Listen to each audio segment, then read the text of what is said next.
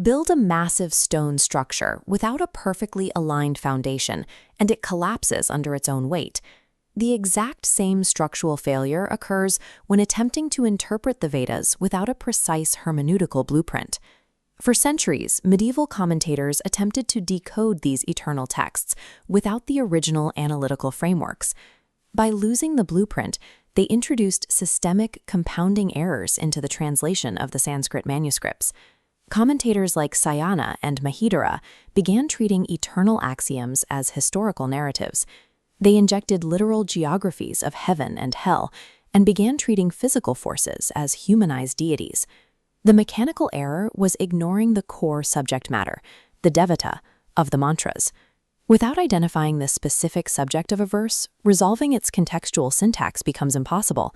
This structural collapse went uncorrected until Maharshi Dayanand Saraswati intervened. He authored a master blueprint to restore the original meaning, the Rig-Vedaadi-Bhashya-Bhumika. Dayanand issued an absolute mandate. The commentary must never be separated from the Bhumika.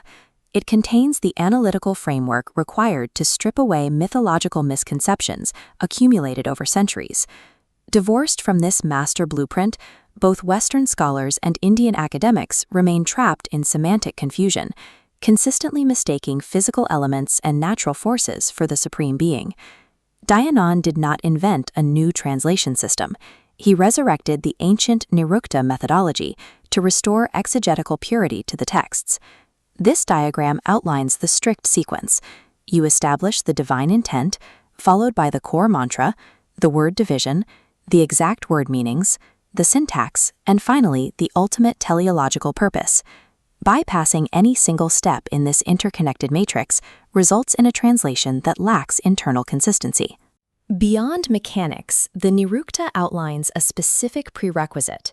True interpretation requires the interpreter to be a taposvi, an ascetic capable of deep samadhi, whose intellect is entirely purified. Contrast this with modern academic environments. Intellects lacking meditative discipline tend to produce surface-level literalist translations that miss the eternal axioms entirely. A distinct pressure on this framework comes from within the academic community, where scholars have introduced 5 specific, plausible, but entirely incorrect revisions to Dayanand's Bhumika. Deconstructing these 5 professional fallacies is the only way to preserve the mathematical and logical coherence of Vedic truth.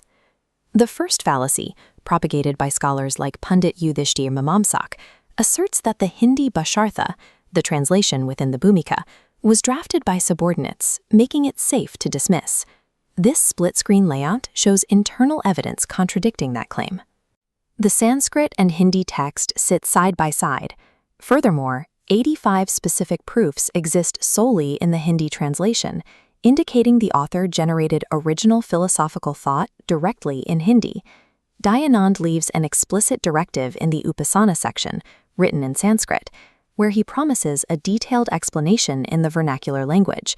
He confirms his direct authorship of the Hindi text himself. The motivation behind this fallacy is numerical manipulation.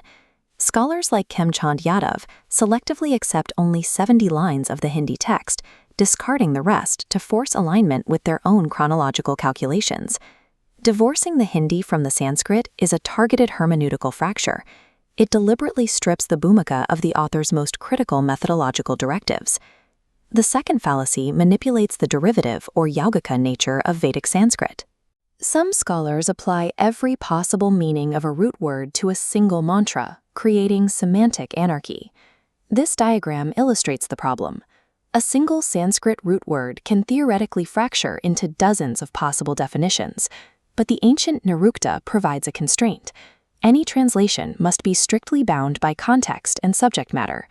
Apply that contextual constraint, and the invalid definitions are instantly eliminated, leaving only the one structurally sound meaning. While Vedic roots are multidimensional, utilizing all theoretical meanings simultaneously without strict contextual restriction results in total semantic collapse. The third fallacy, promoted by Pandit Brahmadatta Jigyasu, is the rigid rule that absolutely every Vedic mantra must yield exactly 3 simultaneous meanings: ritual, natural, and spiritual. Forcing the entire Yajurveda into this structure caused severe fragmentation. Dayanand's actual classification system breaks this triangle entirely. He employs a strict binary matrix, Paramarthika, the absolute or spiritual, and Vyavaharika, the practical or physical. The Satyarth Prakash establishes a rule for this binary. Attributes of omniscience strictly dictate a supreme being translation, while attributes of limitation demand a soul translation. By sorting mantras into categories based on their grammatical person, Yaska demonstrates that a blanket three-layered application lacks a consistent textual basis.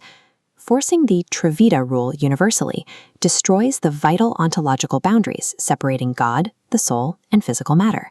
The fourth fallacy is the modern institutional rejection of Dayanand's exact chronological timeline of creation, the Shrishti Samvat, as documented in the Vedotpati section.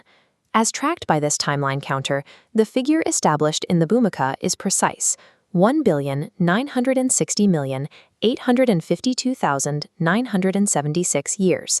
This figure is not an estimate. It aligns with his literary corpus, is consistent with the Manusmriti, and mirrors classical astronomical calculations. Contrast this precision with scholars who rely on the Suryasiddhanta.